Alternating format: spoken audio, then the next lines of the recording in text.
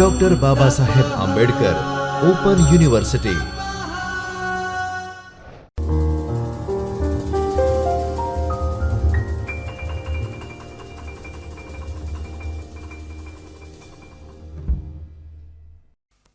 નમસ્કાર વિદ્યાર્થી મિત્રો, A++ની ખ્યાતિ મેળવનાર ડૉક્ટર બાબા સાહેબ આંબેડકર ઓપન યુનિવર્સિટીના જ્યોતિર્મય પરિસરના ચૈતન્ય સ્ટુડિયોમાં હું ડૉક્ટર જયેશ પરમાર સમાજશાસ્ત્ર વિભાગ વતી આપ સૌનું હાર્દિક સ્વાગત કરું છું. વિદ્યાર્થી મિત્રો, આજે આપણે TYBA પાઠ્યક્રમ 309 સામાજિક કલ્યાણ અને કાનૂનીકરણ, જેમાં ભાગ 1 ભારતીય બંધારણ અને સમાજ કલ્યાણ, એની અંદર આપણે એકમ 7ની ચર્ચા કરી હતી. આજે આપણે એકમ 8 લોકો માટેની કલ્યાણકારી યોજનાઓ, શૈક્ષણિક, આરોગ્ય, રોજગાર અને કલ્યાણકારી પ્રવૃત્તિઓ, આના વિશે આજે આપણે ચર્ચા કરીશું. વિદ્યાર્થી મિત્રો, આ એકમની અંદર તમે ફરજિયાત પ્રાથમિક શિક્ષણની જે જુદી જુદી જોગવાઈઓ છે તેના વિશે જાણી શકશો. પૂર્ણ રોજગારી માટેની બંધારણીય જોગવાઈઓ કઈ છે અને આ પૂર્ણ રોજગારી પૂરી પાડવા માટેની જુદી જુદી રીતો કઈ કઈ છે તેના વિશે પણ માહિતગાર થશો. સ્વાસ્થ્ય અને સ્વાસ્થ્ય સંભાળ એટલે શું, ભારતમાં આરોગ્યની સ્થિતિ કેવી છે, તેની અસર, સ્વાતંત્ર્ય પ્રાપ્તિ બાદ આરોગ્ય સ્તરમાં સુધારો, સ્વાસ્થ્ય સંભાળની વર્તમાન સ્થિતિ અને આરોગ્ય સંબંધિત તમામ પ્રકારની માહિતી આ એકમની અંદર તમે જોઈ શકશો અને જાણી શકશો. વિદ્યાર્થી મિત્રો, સમાજ કલ્યાણની જરૂરિયાતો સ્થિર નથી, કારણ કે સમાજની અંદર સતત પરિવર્તન આવતું રહે છે અને પરિવર્તનની સાથે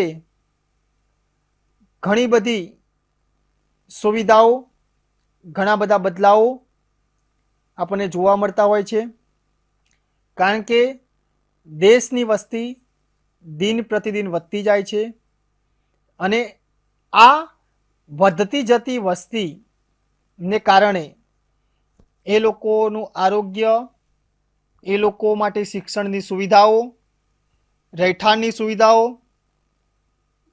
રોજગારની સુવિધાઓ, આ તમામ પ્રકારની વ્યવસ્થાઓ અથવા જરૂરિયાતો પૂરી કરવા માટે જે તે સરકારે સતત કાર્યશીલ રહેવું પડતું હોય છે. ખાસ કરીને આપણે વાત કરીએ તો સમાજમાં રહેતી દરેક વ્યક્તિનું કલ્યાણ થાય, એ જ મુખ્ય ધ્યેય સમાજ કલ્યાણનો છે. ભારત દેશ જ્યારે આઝાદ થયો ત્યારે દેશની અંદર 75% લોકો ગરીબ અને ઋણગ્રસ્ત હતા અને લગભગ 85% લોકો નિરક્ષર હતા. ખાસ કરીને જ્ઞાતિ વ્યવસ્થાની અંદર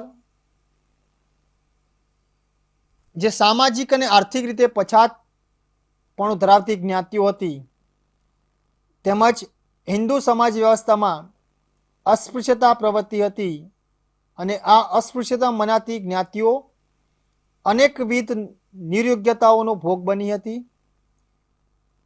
અને ઘણી બધી જ્ઞાતિઓ અતિ પછાત પણ જોવા મળતી હતી.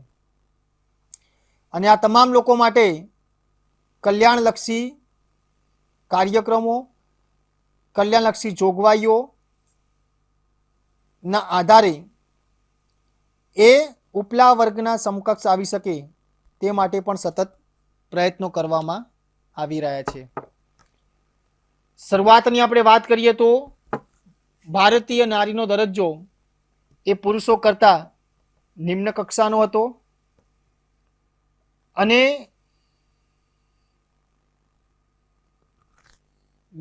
ગ્રામીણ સમુદાયની અંદર સૌથી વધારે લોકો વસવાટ કરતા હતા અને એ લોકોનો મુખ્ય વ્યવસાય પણ ખેતી હતો અને ઘણા બધા લોકો ખેતી સાથે સંકળાયેલા હતા. જેથી કરીને ઘરમાં જે નાના બાળકો હોય એ લોકો પાસે પણ ઘરકામ અને આર્થિક પ્રવૃત્તિ કરાવવાને લીધે તેઓને શિક્ષણના અધિકાર અને વિકાસની તકોથી વંચિત રહેવા પામતા હતા. કારણ કે બાળકોને નાની ઉંમરે જ ઘરકામ અને ખેતીકામ સાથે જોડી દેવામાં આવતા હતા, જેને કારણે એ લોકો શિક્ષણથી વંચિત રહેતા હતા. કન્યા જન્મ ઉછેરની અવગણના કરતી અનેક ક્રૂર પ્રથાઓ પ્રચલિત હતી. એટલે કે દીકરીને દૂધ પીતી કરવાનો રિવાજ હતો શરૂઆતની અંદર. કન્યા જન્મને ઓછું મહત્વ આપવામાં આવતું હતું અને એના કારણે પણ ઘણી બધી સમસ્યાઓ સમાજમાં જોવા મળતી હતી. બાળકો, સ્ત્રીઓ અને પછાત વર્ગના લોકોનું તેમજ જે મજૂરી કામ કરતા લોકો હતા એમનું આર્થિક અને શારીરિક રીતે શોષણ કરવામાં આવતું હતું. અનાથ બાળકો, દિવ્યાંગ લોકો, વૃદ્ધો વગેરે લોકો જોડે ભેદભાવયુક્ત વર્તન કરવામાં આવતું હતું. આ લોકોની પણ પરિસ્થિતિ ખૂબ જ દયનીય હતી. પરંતુ સમય જતાં ઘણા બધા સુધારા વધારા થતા ગયા. બ્રિટિશ શાસન દરમિયાન પણ ઘણા બધા કાયદા અમલમાં મૂકવામાં આવ્યા હતા, જેના લીધે ઘણા બધા કુરિવાજો નષ્ટ પામ્યા હતા. ભારત દેશની અંદર આવી જે પરિસ્થિતિ હતી અને જુદા જુદા પ્રશ્નોને કારણે જે ભારતીય બંધારણના ઘડવૈયાઓ હતા એ લોકો પણ આ જુદી જુદી સમસ્યાઓથી ચિંતિત અને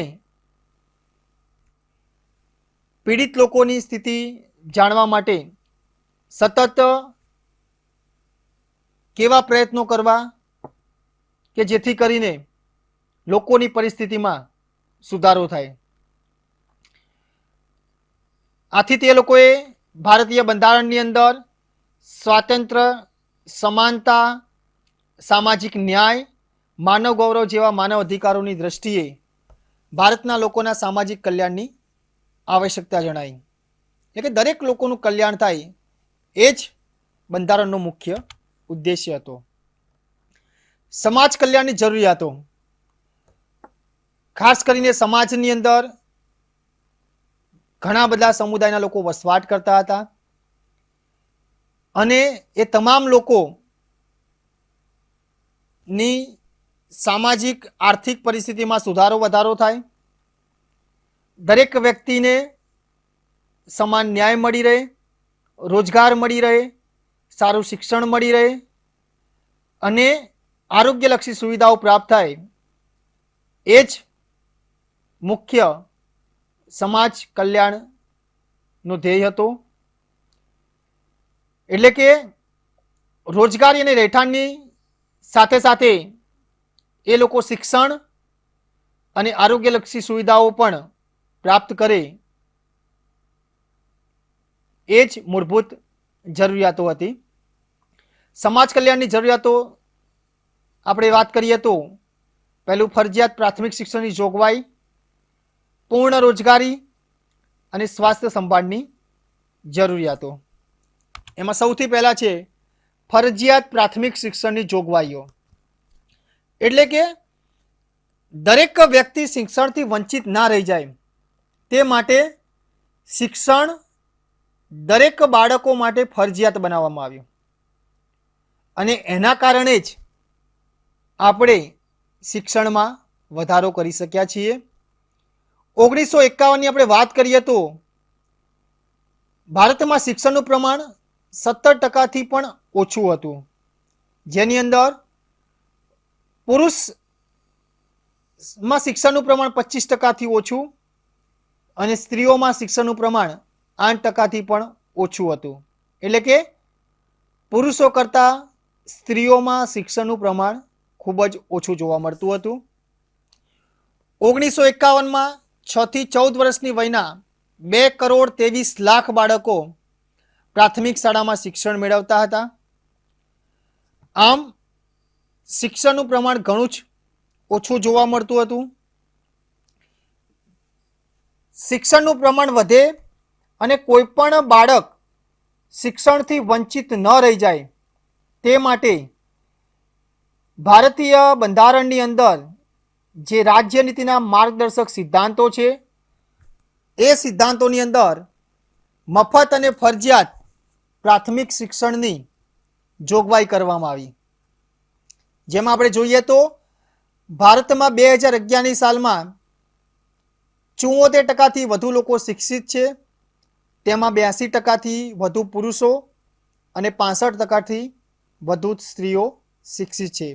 એટલે કે હજુ પણ પુરુષો કરતાં સ્ત્રીઓમાં શિક્ષણનું પ્રમાણ ઓછું જોવા મળે છે. આમ જોવા જઈએ તો આઝાદીની શરૂઆતથી લઈને વર્તમાન સુધી ધીમે ધીમે શિક્ષણમાં વધારો થતો જાય છે. અને આમ દેશની અંદર 26% વસ્તી નિરક્ષર છે અને એમાં પણ સૌથી વધારે સ્ત્રીઓ છે. બંધારણીય જોગવાઈ શું છે? તો રાજ્ય નીતિના જે માર્ગદર્શક સિદ્ધાંતો છે એ સિદ્ધાંતોની અંદર કલમ 45 પ્રમાણે જે બાળકની ઉંમર 14 વર્ષ કરતાં વધારે હોય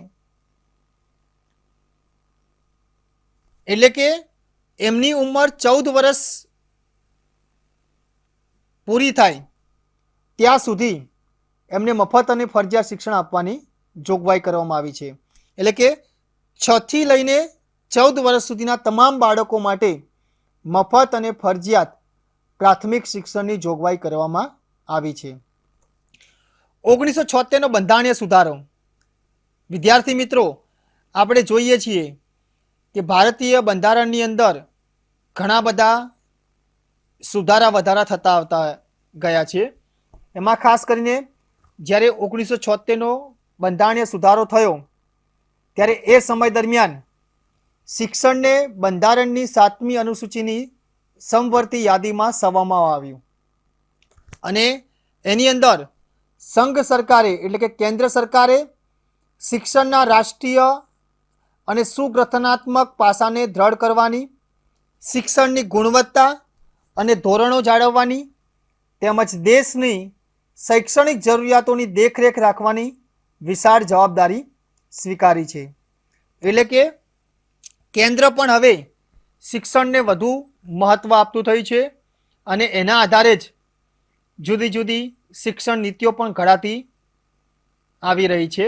આપણે જોઈએ છીએ હમણાં જ નવી એજ્યુકેશન પોલિસી આવી અને તમે બધા એના વિશે જાણતા પણ હશો.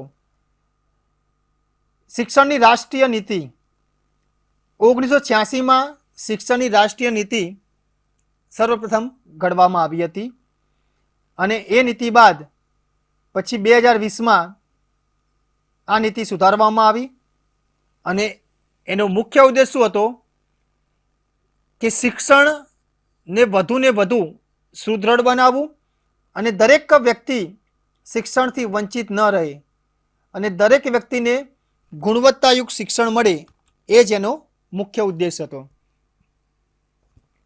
શિક્ષણમાં એકરૂપતા લાવી એટલે કે રાષ્ટ્રીય શિક્ષા નીતિનો મુખ્ય ઉદ્દેશ શું હતો? શિક્ષણમાં એકરૂપતા લાવવી, પ્રાથમિક શાળામાં સાર્વત્રિક પ્રવેશ આપવો એટલે કે કોઈ પણ બાળક પ્રવેશથી વંચિત ન રહી જાય એ પણ ધ્યાન રાખવું. પ્રવેશ પામેલા જેટલા પણ બાળકો છે એ તમામ બાળકો અધવચ્ચેથી અભ્યાસ ન છોડી દે તે પણ જોવું અને જો આવા કિસ્સા બને તો એ ડ્રોપ આઉટ રેશિયો ઘટાડવા માટે પણ જુદા જુદા પગલાં હાથ ધરવા. પ્રાથમિક શિક્ષણની ગુણવત્તા જાળવવી, સ્ત્રીઓમાં શિક્ષણનું પ્રમાણ વધે તે માટે એના પર ભાર મૂકવો, દરેક જિલ્લાની અંદર નવોદય વિદ્યાલયોની શરૂઆત કરવી, માધ્યમિક શિક્ષણનું વ્યવસાયીકરણ કરવું, ઉચ્ચ શિક્ષણની અંદર જ્ઞાનનું અને આંતરવિદ્યાકીય સંશોધનનું સંયોજન કરવું, જુદા જુદા રાજ્યોની અંદર ઓપન યુનિવર્સિટીઓની સ્થાપના કરવી, ટેકનિકલ શિક્ષણની અખિલ ભારતીય પરિષદ મુજબ બનાવવી, રમતગમત, શારીરિક શિક્ષણ અને યોગ શિક્ષણને વધુને વધુ પ્રોત્સાહન આપવું, અસરકારક મૂલ્યાંકન પદ્ધતિઓ અપનાવી, જેના કારણે જે વિદ્યાર્થીઓ શિક્ષણ ક્ષેત્રમાં અથવા તો જુદા જુદા ક્ષેત્રની અંદર વધુ હોશિયાર છે એવા વિદ્યાર્થીઓની ઓળખ પણ છતી થઈ શકે. 9મી પંચવર્ષીય યોજના. 9મી પંચવર્ષીય યોજના અનુસાર આપણે જોઈએ તો સાર્વત્રિક પ્રાથમિક શિક્ષણ એટલે 6 થી 14 વર્ષ સુધીના તમામ બાળકોને શાળા પ્રવેશ આપવો, એટલે સાર્વત્રિક શાળા પ્રવેશ. કેન્દ્ર અને રાજ્ય સરકારના પ્રયાસોથી દેશની 94% ગ્રામીણ વસ્તીને તેમના રહેઠાણના 1 કિલોમીટરના વિસ્તારમાં પ્રાથમિક શાળા ધોરણ 1 થી 5 અને એની અંદર બાળકોની વય જૂથ 6 થી 11 વર્ષની, એટલે કે 6 થી 11 વર્ષના બાળકોને જે વિસ્તારમાં રહેતા હોય એ જ વિસ્તારની અંદર શિક્ષણની સુવિધા પ્રાપ્ત થાય એવી વ્યવસ્થા ઊભી કરવી. ઉચ્ચ પ્રાથમિક શિક્ષણ 6 થી 8, વય જૂથ 11 થી 14 વર્ષ, એની પણ સુવિધા એને 3 કિલોમીટરની અંદર મળી રહે એને ધ્યાનમાં રાખીને વ્યવસ્થા કરવી. એટલે કે 84% વસ્તીને તેમના રહેઠાણથી 3 કિલોમીટરમાં આ 6 થી 8ની જે શાળાઓ છે એ શરૂ કરવામાં આવી છે. પ્રાથમિક શિક્ષણને સાર્વત્રિક બનાવવા માટેના પગલાં, એટલે કે પ્રાથમિક શિક્ષણ વધુને વધુ સુદૃઢ બને તે માટે વાલીઓમાં જાગૃતતા લાવવી, સમુદાયના લોકોને સામેલ કરવા, સતત એ લોકો બાળકોના શિક્ષણ પ્રત્યે પણ જાગૃત બને તેવા પ્રયત્નો કરવા, વિદ્યાર્થીઓને આર્થિક પ્રોત્સાહન રૂપી ઇનામો પણ આપવા, શાળાની ભૌતિક સુવિધાઓમાં વધારો કરવો, જિલ્લા પ્રાથમિક શિક્ષણ કાર્યક્રમોનું આયોજન કરવું, બાળકોને પૌષ્ટિક ખોરાક મળી રહે તે માટે મધ્યાહન ભોજનની યોજનાઓ પણ શરૂ કરવામાં આવી છે. શિક્ષકોને અવારનવાર તાલીમ આપવામાં આવે છે અને સર્વ શિક્ષા અભિયાનનો પણ સમાવેશ થાય છે. એટલે કે શિક્ષણને વધુને વધુ ગુણવત્તાયુક્ત બનાવવા માટે અને કોઈ પણ બાળક શિક્ષણથી વંચિત ન રહે તે માટે સરકાર સતત વિવિધ કાર્યક્રમો અને વિવિધ યોજનાઓ પણ અમલમાં મૂકી છે.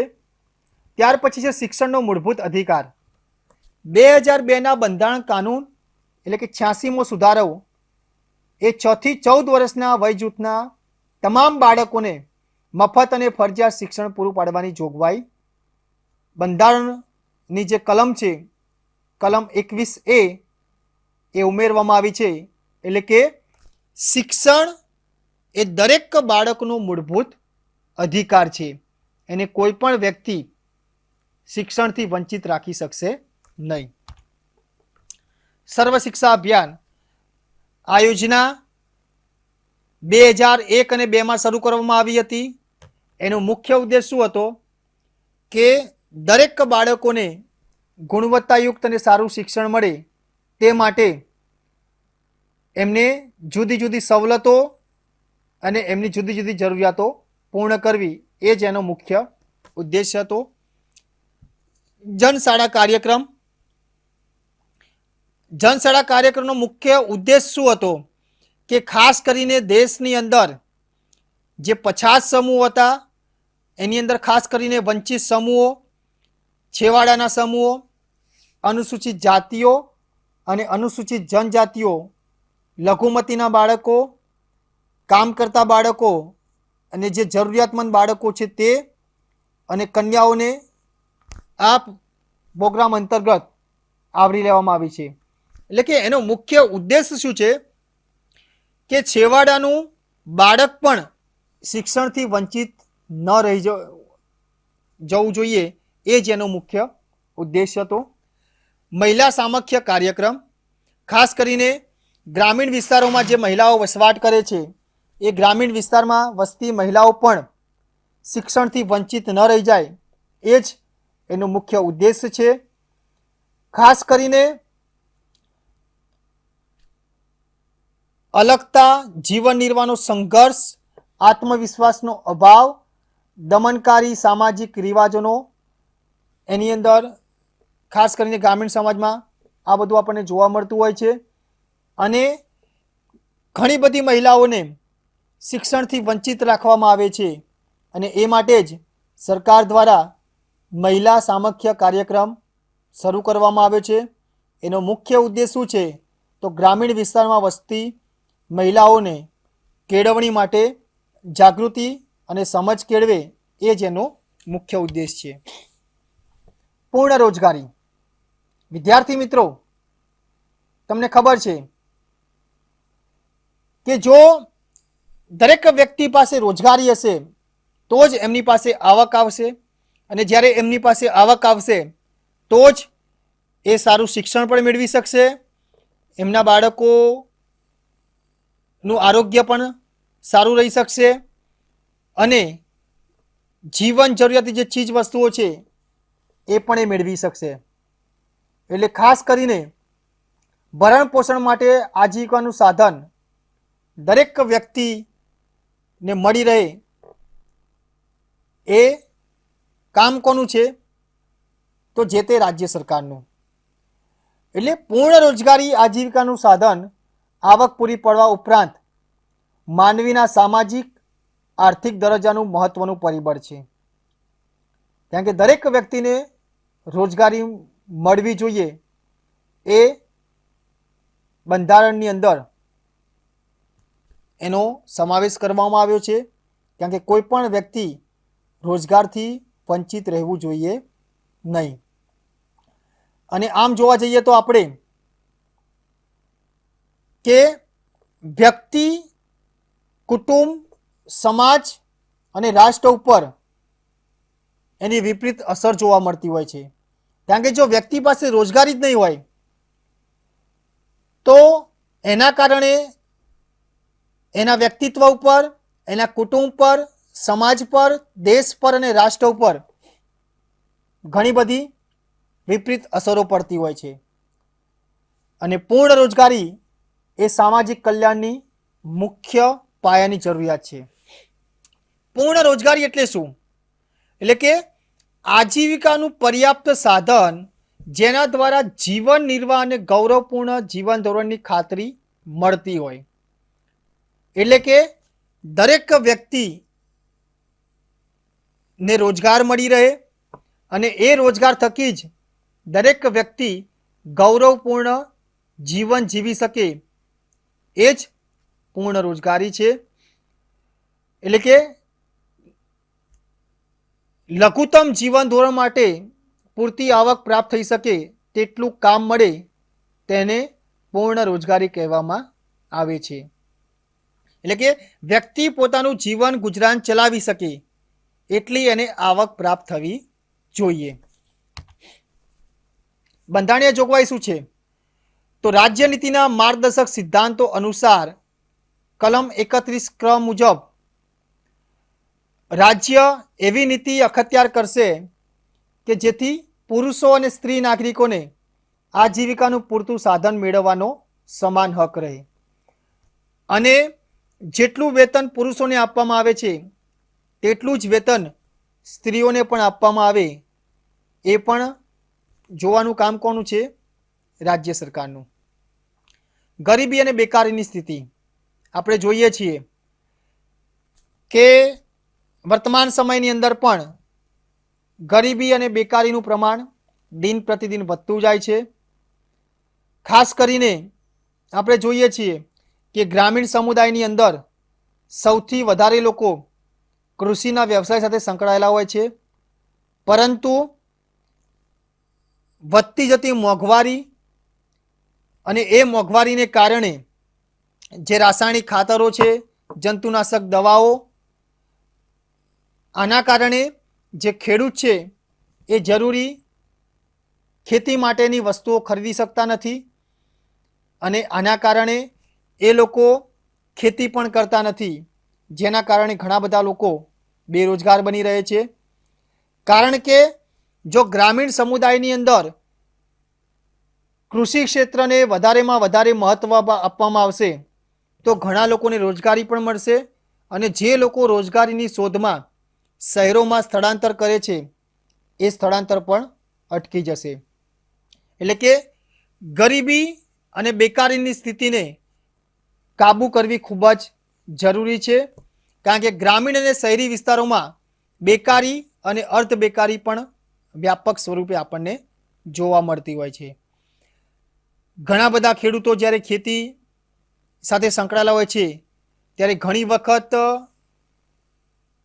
વરસાદ ન પડવાને કારણે, કારણ કે આપણે જોઈએ છીએ કે આપણા દેશની અંદર આપણી જે ખેતી ક્ષેત્રની પ્રવૃત્તિ છે એ વરસાદ ઉપર આધારિત છે. ઘણી વખત વધારે વરસાદ પડે તો પણ નુકસાન થાય છે અને ઓછો વરસાદ પડે તો અનાજનું ઉત્પાદન વધારે થતું નથી. અને આના કારણે ઘણા બધા ખેડૂતો દેવામાં પણ ડૂબેલા આપણને જોવા મળતા હોય છે.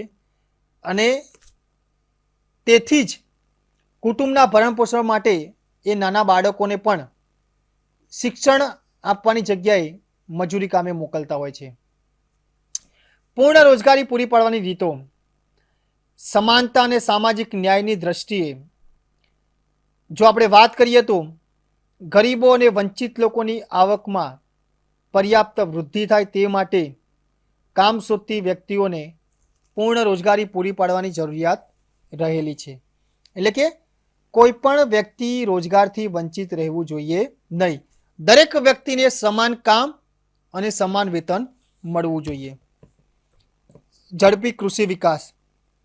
મેં તમને વાત કરીએ કે આપણો ભારત દેશ એ ખેતી પ્રધાન દેશ છે અને ઘણા બધા લોકો ખેતી સાથે સંકળાયેલા છે. અને ગ્રામીણ વિસ્તારની અંદર સૌથી વધુ લોકો ખેતી પર નિર્ભર છે. એટલે જો કૃષિ ક્ષેત્રે વધુને વધુ સંશોધનો હાથ ધરવામાં આવશે તો ગ્રામીણ સમુદાયની અંદર વધુને વધુ લોકો ખેતી તરફ આગળ વધશે અને ગ્રામીણ સ્ત્રીઓ પણ કૃષિ કામમાં સૌથી વધારે રોકાયેલી આપણને જોવા મળતી હોય છે.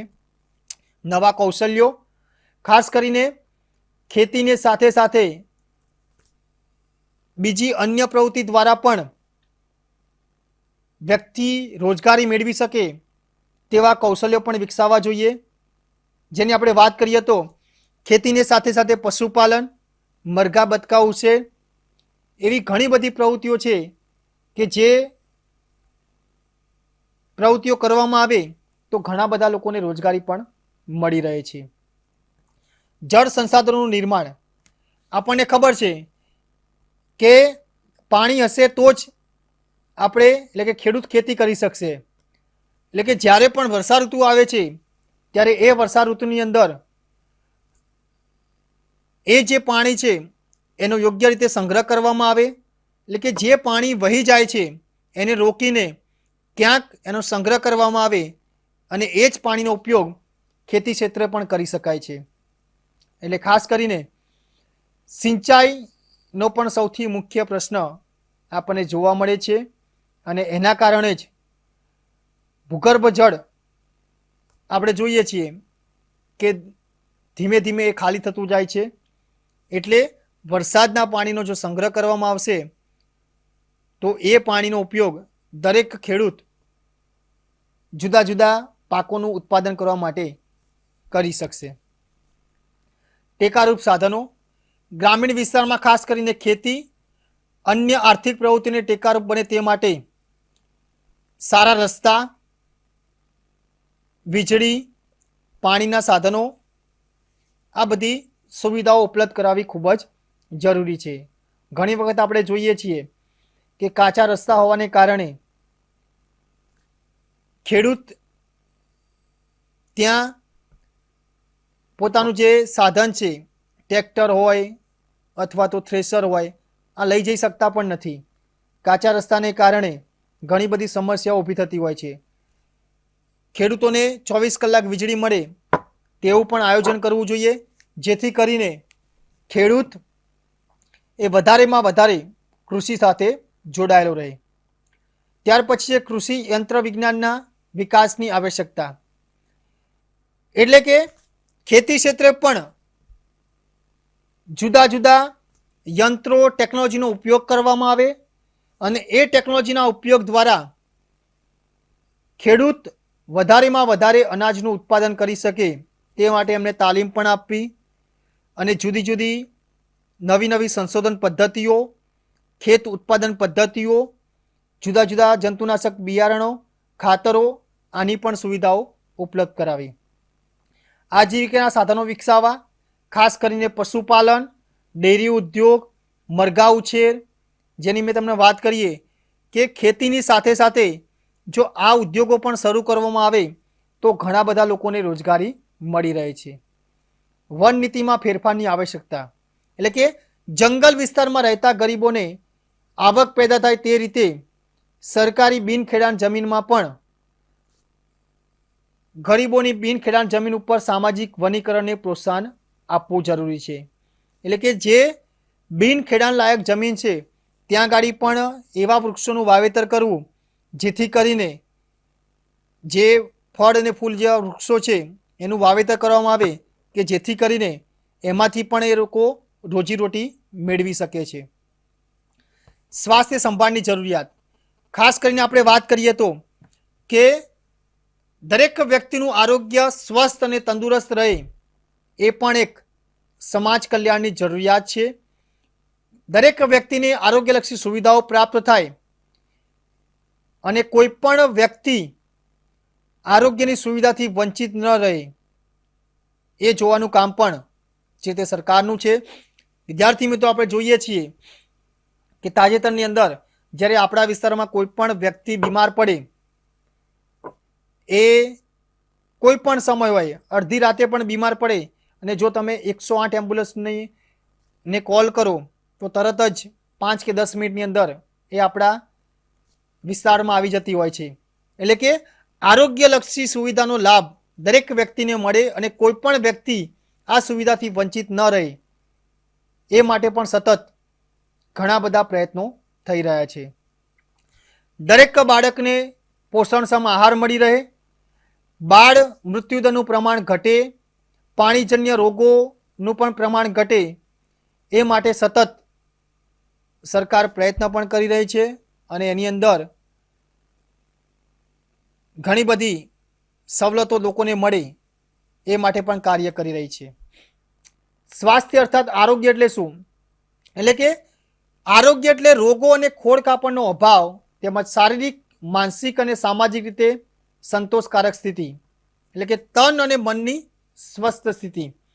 એટલે કે એવી વ્યક્તિ કે જે શારીરિક અને માનસિક રીતે સ્વસ્થ તંદુરસ્ત છે એવી વ્યક્તિને આપણે આરોગ્ય તરીકે ઓળખીએ છીએ. ખાસ કરીને કોઈ પણ વ્યક્તિનું આરોગ્ય બગડે કે રોગનો ભોગ બને કે અકસ્માતનો ભોગ બને ત્યારે તેના ઉપચાર અને સારવાર માટેની તબીબી સુવિધાઓ અને સેવાઓ પૂરી પાડવી તેમજ સ્વાસ્થ્યની જાળવણી થાય, પરિસ્થિતિનું નિર્માણ કરવું જેની અંદર પીવાનું શુદ્ધ પાણી મળી રહે લોકોને, પોષણયુક્ત, પ્રોટીનયુક્ત સારો એવો ખોરાક એમને મળી રહે, ગંદકી નાબૂદી થાય, સ્વચ્છતા પ્રબંધ, બિનચેપી અને ચેપી રોગો સામે રક્ષણ વગેરે સુવિધાઓ દરેક વિસ્તારમાં પૂરી પાડવી જોઈએ. કારણ કે જો લોકોને પીવાનું શુદ્ધ પાણી મળી રહેશે, ગંદા વિસ્તારોમાં ઘટાડો થશે તો કોઈ પણ વ્યક્તિના આરોગ્યને હાનિ પહોંચશે નહીં. ભારતીય બંધારણની આપણે વાત કરીએ તો જે રાજ્યનીતિના માર્ગદર્શક સિદ્ધાંતો છે એની અંદર કલમ 47 પ્રમાણે રાજ્યમાં લોકોના પોષણની કક્ષા અને જીવન ધોરણ ઊંચું લાવવા અને જાહેર આરોગ્ય સુધારવું તેને રાજ્ય પોતાની પ્રાથમિક ફરજોમાં ગણશે. એટલે ખાસ કરીને કોઈ પણ વ્યક્તિ દેશની અંદર જેટલા પણ લોકો વસવાટ કરે છે એ તમામ લોકોનું આરોગ્ય તંદુરસ્ત અને રોગમુક્ત બને એ ધ્યાન પણ જે તે સરકારને રાખવાનું હોય છે. કારણ કે જો વ્યક્તિ બીમાર પડે તો તરત જ એને સારવાર મળે એવી સુવિધાઓ પણ ઉપલબ્ધ કરાવવી ખૂબ જ જરૂરી છે. ભારતમાં આરોગ્યની સ્થિતિ અને તેની અસર વિશે આપણે વાત કરીએ તો આરોગ્યની જાળવણીની અંદર દરેક વ્યક્તિને સમતોલ અને પોષણક્ષમ આહાર મળી રહે એ ખૂબ જરૂરી છે. એટલે કે દૈનિક 2300 થી 2400 કેલરી દરેક વ્યક્તિને મળવી ખૂબ જરૂરી છે.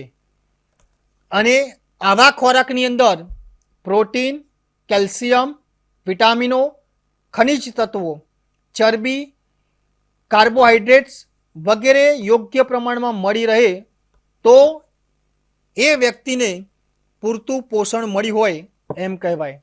અત્યારે આપણે જોઈએ છીએ કે ઘણો બધો ખોરાક એ કેમિકલયુક્ત બની રહ્યો છે, કારણ કે રાસાયણિક ખાતરોનો સૌથી વધુને વધુ ઉપયોગ કરવામાં આવે છે, જંતુનાશક દવાઓનો વધુને વધુ છંટકાવ કરવામાં આવે છે. તેના કારણે આવા ખોરાકનો ઉપયોગ કરવાને કારણે બીજા અસંખ્ય રોગોનો લોકો ભોગ બનતા હોય છે અને દરેકના શરીર ઉપર તેની નકારાત્મક અસરો પણ થતી હોય છે. ત્યાર પછી આપણે જોઈએ તો આઝાદી પછી ભારતની અંદર આપણે ઘણા બધા રોગો ઉપર આપણે કાબૂ મેળવી શક્યા છીએ. ખાસ કરીને આપણે વાત કરીએ તો પોલિયો હોય, શીતળાના રોગો હોય, આવા ઘણા બધા રોગો એવા છે કે જેને આપણે નેસ્ત નાબૂદ કરી શક્યા છીએ. અને વર્તમાન સમયની અંદર પણ ઘણા બધા રોગોની તાત્કાલિક લોકોને સારવાર મળી રહે છે અને એના કારણે જ આપણે મૃત્યુદર પર કાબૂ મેળવી શક્યા છીએ. એટલે કે દરેક વ્યક્તિ, દરેક નાગરિકને હવે આરોગ્યલક્ષી સુવિધાઓ પ્રાપ્ત થવા લાગી છે અને એના કારણે કોઈ પણ પ્રકારનો ગંભીર રોગ હોય એ રોગની દરેક વ્યક્તિને ઝડપથી સારવાર મળી રહે છે અને આ સારવાર મળવાને કારણે એ લોકોનું મૃત્યુ થતાં આપણે એમને બચાવી શક્યા છીએ. અને ખાસ કરીને જે પછાત વિસ્તારો છે, અંતરિયાળ વિસ્તારો છે, ત્યાં ગાડી પણ હવે ધીમે ધીમે આરોગ્યલક્ષી સુવિધાઓમાં વધારો થઈ રહ્યો છે. એટલે કે છેવાડાનો કોઈ પણ વ્યક્તિ, કોઈ પણ નાગરિક આરોગ્યલક્ષી સુવિધાથી વંચિત ન રહી જાય તે માટે જે તે સરકાર સતત પ્રયત્ન કરી રહી છે. રાષ્ટ્રીય સ્વાસ્થ્ય નીતિની આપણે વાત કરીએ તો દરેક વ્યક્તિનું આરોગ્ય એ તંદુરસ્ત રહે. આરોગ્યનું નીચું સ્તર જે વિસ્તારોમાં જોવા મળે છે ત્યાં આરોગ્યલક્ષી સંસ્થાઓ સ્થાપવામાં આવે એ જ એનો મુખ્ય ઉદ્દેશ છે. ત્યાર પછી છે રહેઠાણની જરૂરિયાત. આપણે જોઈએ છીએ માનવીની મૂળભૂત 3 જરૂરિયાતો છે. કઈ છે ખબર છે ને? રોટી, કપડાં અને મકાન. એટલે કે ઘર માનવીની પાયાની જરૂરિયાત છે. ઘર એ માનવીના રોજિંદા જીવનનું એકમ છે અને તે લાગણીઓ, ભાવનાઓ અને પ્રવૃત્તિઓનું કેન્દ્ર છે. કારણ કે દરેક વ્યક્તિ એક કુટુંબ, એક સમુદાયની અંદર વસવાટ કરે છે અને જો વ્યક્તિને પોતાનું ઘર હશે તો એ ઘરની અંદર જુદા જુદા સભ્યો સાથેને પ્રેમ, હૂંફ અને લાગણી પણ પ્રાપ્ત થઈ શકશે. એટલે કે ઘર એ કુટુંબનું નિવાસ સ્થળ છે, સહરહેઠાણ અને સહભોજી એકમ છે. એટલે કે દરેક વ્યક્તિઓ એક ઘરમાં સુખેથી અને શાંતિથી રહેતા હોય છે. તેની અંદર ઉત્પાદન, પ્રજોત્પાદન અને બાળકના પ્રાથમિક સામાજિકરણનું કાર્ય કરતું પણ સ્થળ છે. એટલે કે દરેક વ્યક્તિને પોતાનું ઘર હોય. કોઈ પણ વ્યક્તિ ઘર કે મકાનની સુવિધાથી વંચિત ન રહી જાય એ માટે પણ ભારતીય બંધારણની અંદર અને રાજ્ય નીતિના માર્ગદર્શક સિદ્ધાંતો અનુસાર દરેક વ્યક્તિને પોતાનું ઘર મળી રહે એવી સુવિધાઓ, સવલતો ઊભી કરવામાં આવી છે. વિદ્યાર્થી મિત્રો, તમને ખબર હશે અત્યારે વર્તમાન સમયની અંદર પણ ગ્રામીણ વિસ્તારોમાં જે લોકોના મકાનો કાચા છે એવા લોકોને પાકા મકાનો બનાવવા માટે પ્રધાનમંત્રી આવાસ યોજના અનુસાર દરેક વ્યક્તિને ઘર હોય કાચા એ લોકોને 3.5 લાખ રૂપિયા આર્થિક સહાય કરવામાં આવતી હોય છે. આપણા માનનીય વડાપ્રધાન શ્રી નરેન્દ્રભાઈ મોદીનું પણ સપનું છે કે દરેક વ્યક્તિને પોતાનું ઘર મળી રહે, કોઈ પણ વ્યક્તિ ઘરથી વંચિત ન રહી જાય એ માટે પણ સતત એ કટિબદ્ધ અને એ દિશામાં કાર્ય કરી રહ્યા છે. ખાસ કરીને આપણે વાત કરીએ તો જો વ્યક્તિ પાસે પોતાનું ઘર હશે તો એ પોતાનું અને પોતાના બાળકો, પોતાના કુટુંબીજનોનું રક્ષણ અને જીવન ગુજરાન પણ ચલાવી શકશે. એટલે દરેક વ્યક્તિને રહેઠાણની જરૂરિયાત પૂર્ણ થાય એ કામ પણ જે તે સરકારનું છે. તો વિદ્યાર્થી મિત્રો, સમાજ કલ્યાણનો મુખ્ય ધ્યેય શું છે કે દરેક વ્યક્તિને તકની સમાનતા, સામાજિક સલામતી, સામાજિક ન્યાય અને લઘુત્તમ જીવન ધોરણની પ્રાપ્તિ માટે સમાજના દરેક વર્ગને તમામ પ્રકારની સુવિધાઓ પ્રાપ્ત થાય એ જ એનો મુખ્ય ઉદ્દેશ છે. દરેક વ્યક્તિને સારામાં સારું શિક્ષણ મળી રહે, આરોગ્યની સુવિધાઓ મળી રહે, દરેક વ્યક્તિને પોતાનું રહેઠાણ ઘર હોય અને દરેક વ્યક્તિને રોજગાર મળી રહે એ જ સમાજ કલ્યાણનો મુખ્ય ઉદ્દેશ છે. વિદ્યાર્થી મિત્રો, અહીં કેટલાક પ્રશ્નો આપેલા છે, એનો તમે ઊંડો અભ્યાસ કરશો અને જે પ્રશ્નો તમારે પરીક્ષાલક્ષી પણ ઉપયોગી બનશે. તમારે જો આ એકમની અંદર વધારે ઊંડાણપૂર્વક સમજવું હોય તો કેટલાક સંદર્ભ પુસ્તકોની યાદી પણ આપેલી છે, તો એનો પણ તમે ઊંડો અભ્યાસ કરીને આમાં વધારે વિસ્તૃત માહિતી મેળવી શકશો. તો આજે આપણે જે વાત કરીએ સમાજ કલ્યાણની મુખ્ય જે જરૂરિયાતો છે એની અંદર રહેઠાણ, પૂર્ણ રોજગારી, આરોગ્ય, આ તમામ મુદ્દાની આપણે ચર્ચા કરી. હવે પછી આપણે એક નવા મુદ્દા સાથે મળીશું. આભાર. स्वाध्यायः परः